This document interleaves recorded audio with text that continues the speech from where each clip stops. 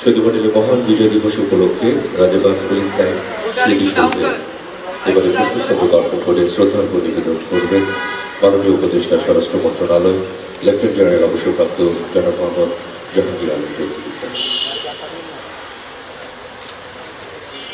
সাথে রয়েছে মাননীয় প্রধান উপদেষ্টার বিশেষ সহকারী জনাব মোহাম্মদ